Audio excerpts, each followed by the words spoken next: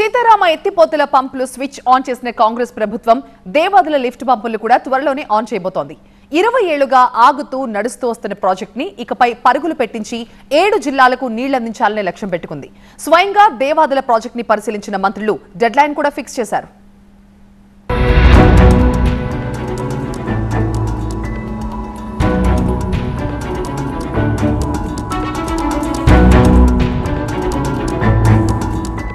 ఏడు జిల్లాలను పచ్చగా మార్చే దేవాదుల 20 ఏళ్లుగా సాగుతూ వస్తోన్న ప్రాజెక్ట్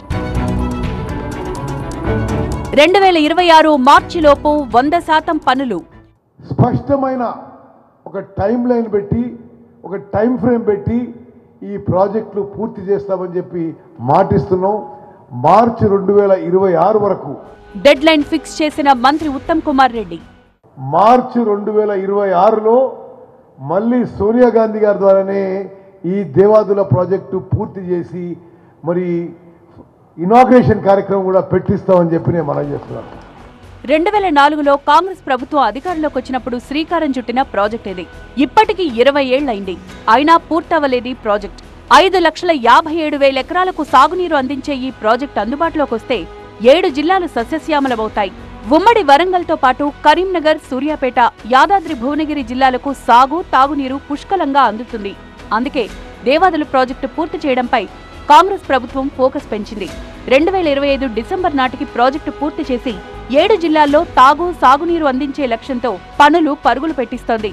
నీటిపారుదల శాఖ మంత్రి ఉత్తమ్ కుమార్ రెడ్డి నేతృత్వంలో మంత్రులు పొంగులేటి శ్రీనివాసరెడ్డి, సీతక్క దేవాదుల ప్రాజెక్టును పరిశీలించారు. దేవాదుల ఇంటెక్ వెల్ వద్ద ఉన్నత స్థాయి సమీక్ష చేశారు.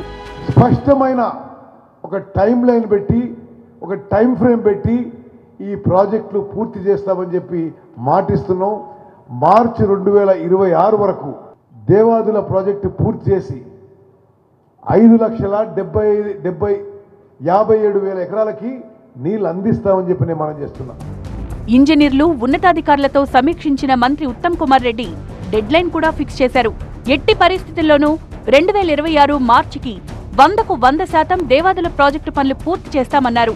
దేవాదుల పనులు పూర్తయిన వెంటనే తెలంగాణ కలను సాకారం చేసిన సోనియా గాంధీ చేతుల మీదుగా ప్రాజెక్టు ప్రారంభోత్సవం చేస్తామని తెలిపారు మంత్రి ఉత్తమ్ కుమార్ రెడ్డి. మళ్లీ అసెంబ్లీ ఎన్నికలొచ్చేలోపు తెలంగాణ ముఖ చిత్రాన్ని మారుస్తామని స్పష్టం చేశారు. సోనియా గాంధీ గారి ద్వారా శంకుస్థాపన చేసిన దేవాదుల లిఫ్ట్ ఇరిగేషన్ ప్రాజెక్టుకి మా మనసుల్లో కాంగ్రెస్ వాదుల్లో ప్రత్యేక సార్థకత ఉంది. 100కి 100% మార్చి 2026లో మళ్ళీ సోనియా గాంధీ గారి ద్వారానే ఈ దేవాదుల ప్రాజెక్టు పూర్తి చేసి మరి ఇనాగ్రేషన్ కార్యక్రమం కూడా పెట్టిస్తామని చెప్పి నేను మనం చేస్తున్నాను. ఇదే సందర్భంలో గత బీఆర్ఎస్ ప్రభుత్వం పైన విరుచుకుపడ్డారు.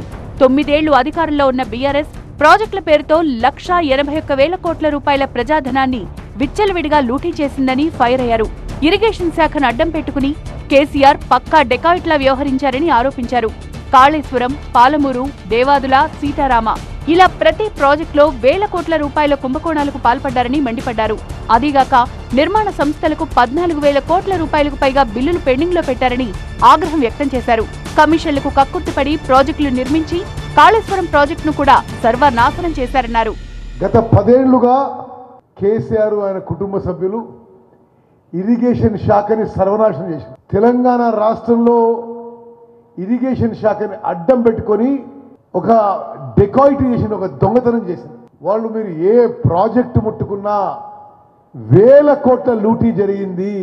బీఆర్ఎస్ ప్రభుత్వంలో 1,81,000 కోట్లు ఖర్చు పెట్టిండ్రు ఇరిగేషన్ మీద. దాంట్లో 14,000 కోట్లు ఇంకా బిల్స్ పెండింగ్ పెట్టే పోయినరు. ఈ 1,81,000 కోట్లు ఎవరి సొమ్ము ఖర్చు పెట్టినాయా? మిమ్మల్ని, మమ్మల్ని, మన పిల్లల్ని, వాళ్ళ పిల్లల్ని, వాళ్ళ జీవితాలు తాకట్టు పెట్టి చాలా ఖరీదైన అప్పులు తీసుకొచ్చి మరి కమిషన్ల కక్కుర్తి కొరకు ప్రాజెక్టులు కట్టింది తప్పితే జనానికి నీరు ఇవ్వడానికి కాదు అని చెప్పి మనం చేస్తున్నాం. 2004లో సుమారు 6,000 కోట్ల రూపాయల అంచనా వ్యయంతో మొదలైంది ప్రాజెక్ట్. ముఖ్యంగా గోదావరి నీటిని 469 మీటర్ల ఎత్తుకు పంపు చేయాల్సింది.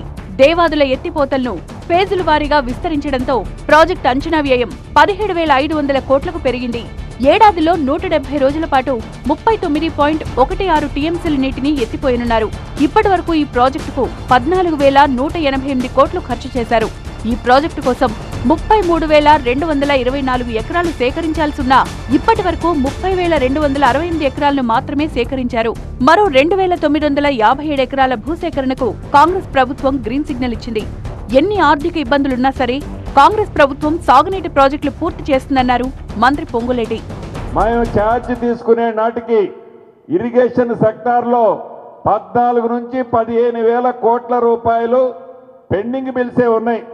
గౌరవ ఉత్తమ్ కుమార్ రెడ్డి గారి నాయకత్వంలో పాత బిల్స్నే పేమెంట్ చేసింది ఈ ప్రభుత్వం.